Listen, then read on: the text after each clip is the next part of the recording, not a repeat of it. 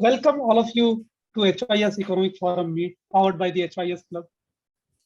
To get your uninterrupted attention for next 5 to 7 minutes, I'll introduce myself once again. My name is Mukesh, and not that Mukesh which comes across in your mind from India. And my surname is also not Ambani or Adani. My surname is Vijay.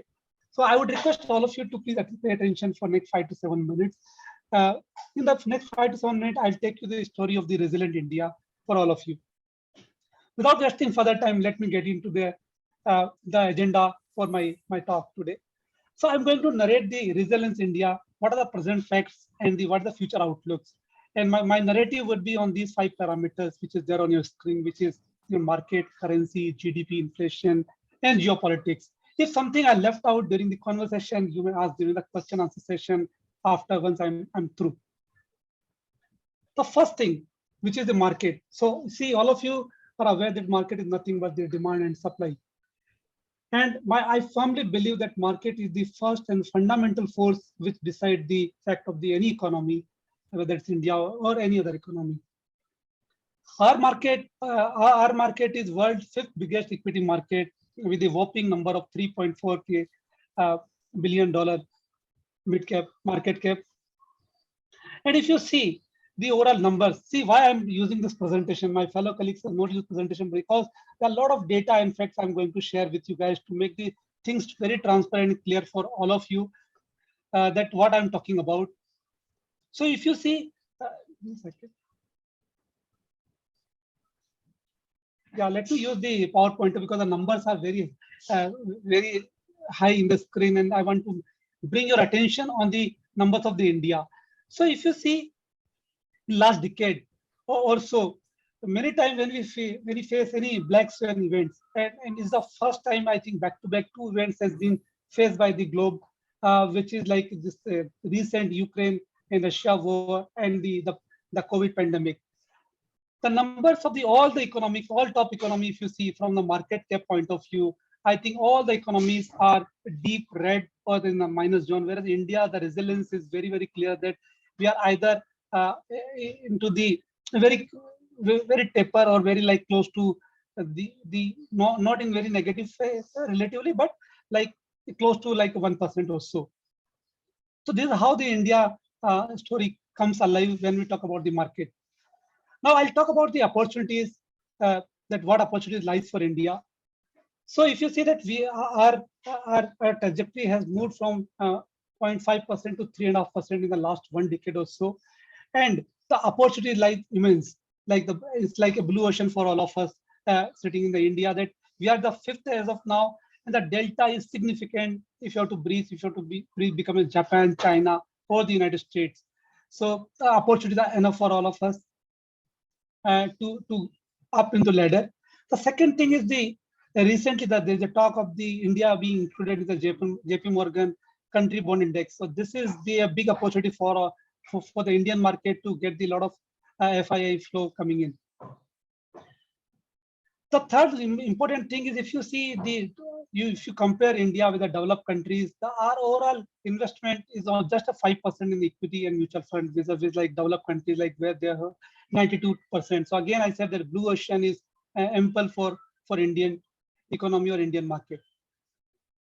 So this is how the graph goes.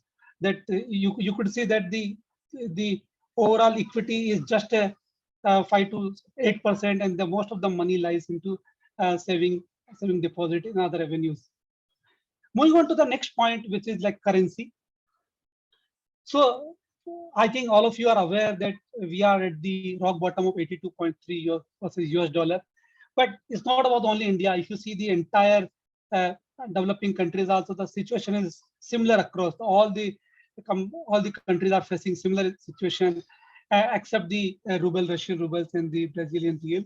And my fellow colleagues from Russia have already stated the reason behind how they are able to maintain this kind of high growth because of the lesser imports due to the sanction imposed on that, and their central bank taking a lot of initiatives to bring the ruble on the top in the ladder. If you see our forex results, I think that also has been depleted by 110 billion US dollars, which was around 642 billion US dollars earlier. The reason behind this depletion of the forex reserves is First one is that definitely, as you are aware, that the rising crude price because the OPEC cutting the overall production and they are keeping the price also on the oil production, which is like significant import bill for India. The second most is I think the rate hike by the US Fed, which is also to bring their economy back. I think there is some significant impact on the our currency as well. How we are going to deal with this situation? Again, the opportunity lies with us that we as an economy, I think, paying full attention on the Make in India, or we call it Atmanirbhar Bharat.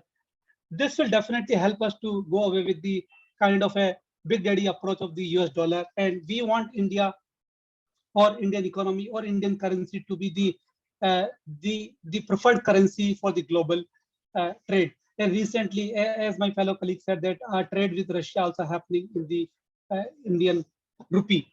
And our country and our RBI is taking a lot of initiative to to promote this culture further. So we have asked all our banks to open the Vostro account to facilitate the trade uh, and the all documentation with foreign trade into Indian INR.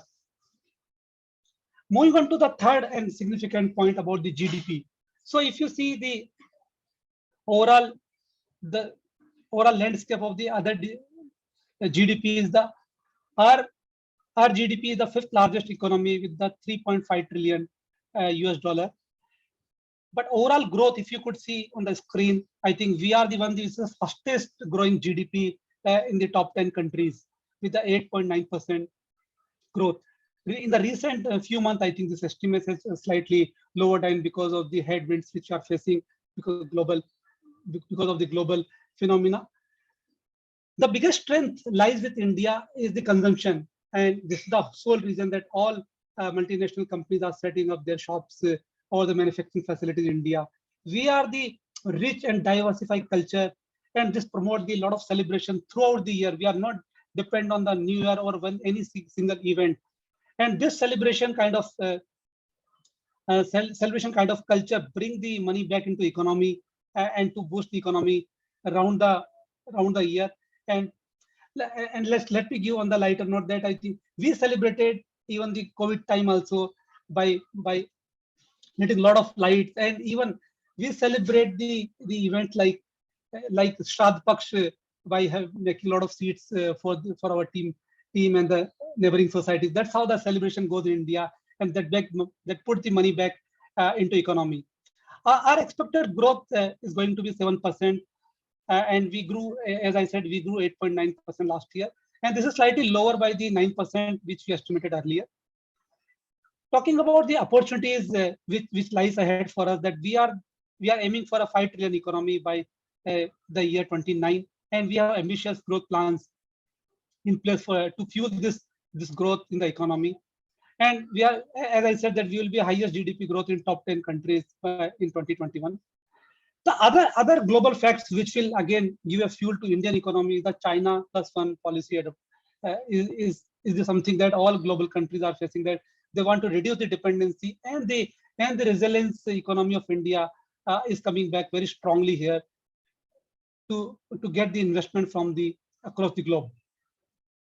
The last point here is the focus on the alternate fuel and the renewable energy.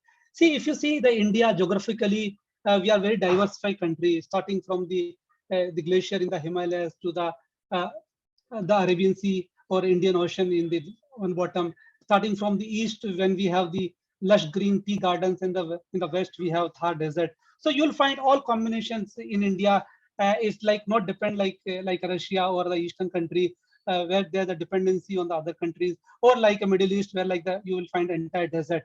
So this kind of geographically, this natural resources are helping us to work on the alternative fuel and the renewable energy, and this will definitely reduce our dependency on the outside world and definitely on the US dollar.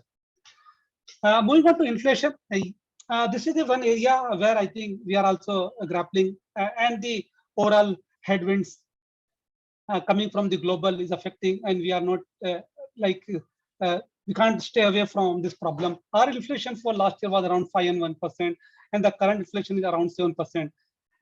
But if you see during the biggest global swan event about the pandemic, we did not act at a spigot like the other countries like like printing the abandon of the currency. I think we took very conscious calls, and we are able to control the pandemic situation very well by keeping inflation at bay vis-a-vis like if you see the other countries.